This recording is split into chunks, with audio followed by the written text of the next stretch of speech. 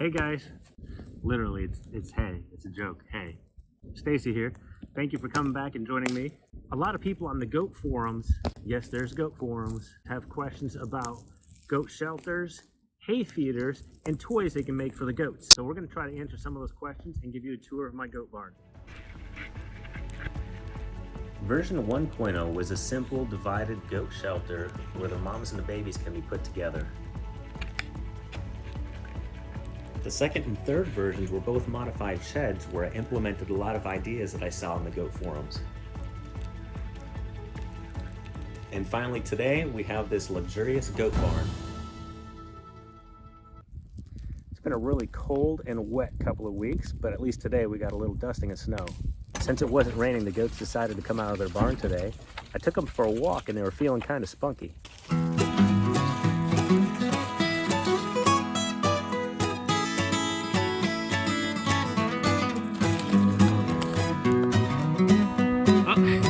Bye, Pumpkin.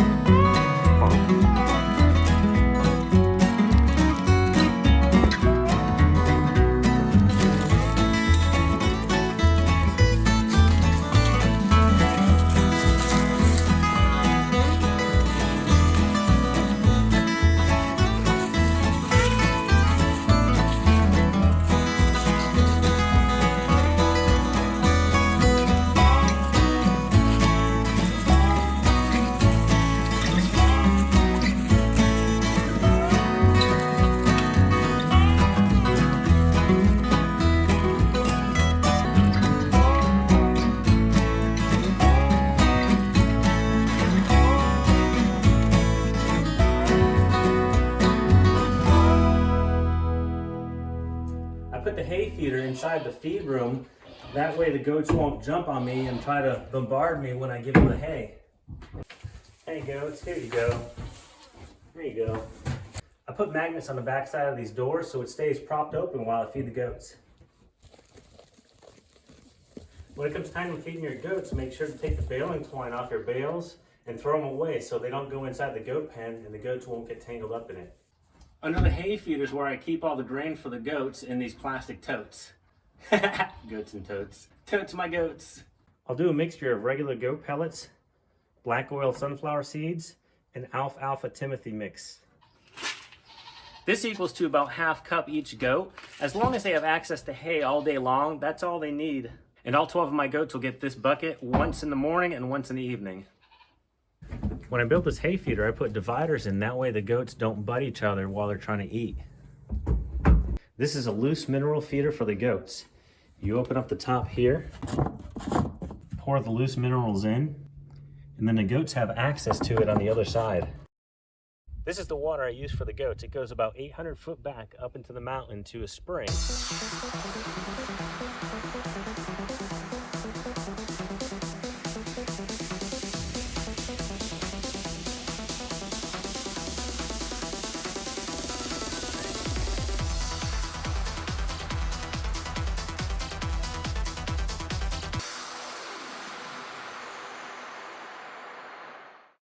Crap, it's frozen. I guess we'll show that tomorrow. Look at that water yeeting out of there. The ground got so saturated this week that when it froze, it made these ice ribbons. A question some people ask is how to dry up the ground. Some folks recommend putting hay down on the ground, but as you can see, the hay doesn't dry it up. It actually retains the water and it makes it into a mud pile. When I designed the barn, I made these latches on the feed door so it'll lock right there and keep the feed door open while you bring hay in and out. I did the same thing with the goat's main door. It'll latch there and stay open all day. The type of fencing I used is Red Brand no-climb fencing with a 2x4 holes and then a strand of hot wire on top. This curtain's only there in the wintertime because I keep the door propped open. It still allows the heat to stay inside. I made these windows so they can close in the wintertime or when it's raining real bad. If you're gonna have goats, you gotta clean after them. The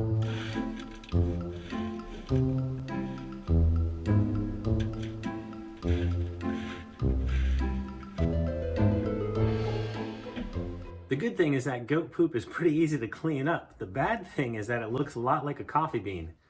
Goat poop, coffee bean. Coffee bean, goat poop. Goat poop, coffee bean. Yeah, that was the coffee bean. To answer the question of what kind of toys I have in here, I've got a mini trampoline, goat zimmies,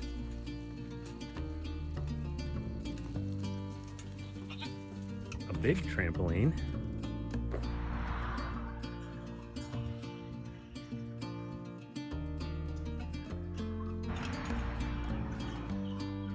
they have a rain shelter and a slide. The goats love their seesaw.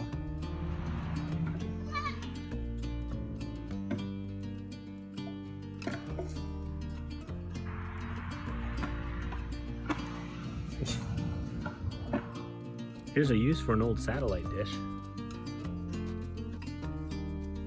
Throughout time, I experimented with different types of toys and obstacles, like balance beams, staircases, wobble boards, and even spools. Remember, if you do use spools, to cover the holes so the goats don't get their legs stuck.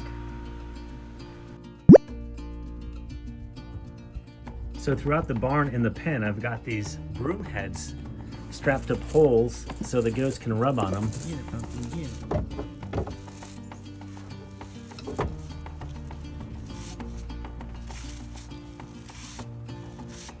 Some of you know this, but cashmere comes from goats.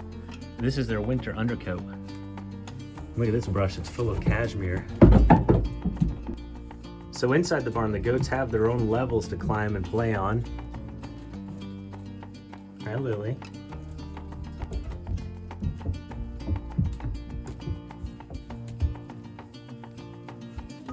If you build platforms in your goat barn, make sure that you don't put them too high.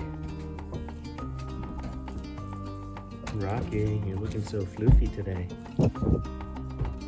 If you look up here, that's my hat. If you look up here, the goats have their own nightlight, and I've got a heater over here for them. When it gets warmer out, I tie back this curtain, and apparently one of the goats likes it down instead.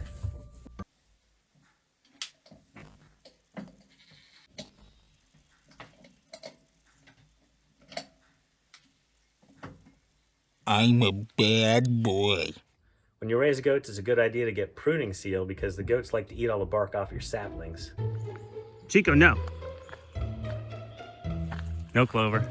No clover. No pumpkin. No. Get. Rocky, get out of the tree. Get. Come on.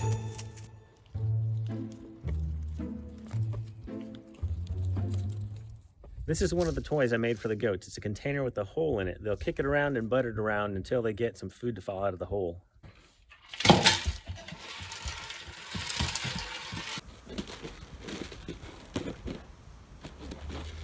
You can make them out of just about any container, and even the horses like it. So a few people saw in the last video that I had a lockbox on the house and also saw the tiny house on Zillow. Yes, I am moving. I'm not going too far from here, and I'm still going to be able to do videos for you. I'm used to finding properties that are run down, fixing them up, and then selling them. That's kind of what I've done for the past several years.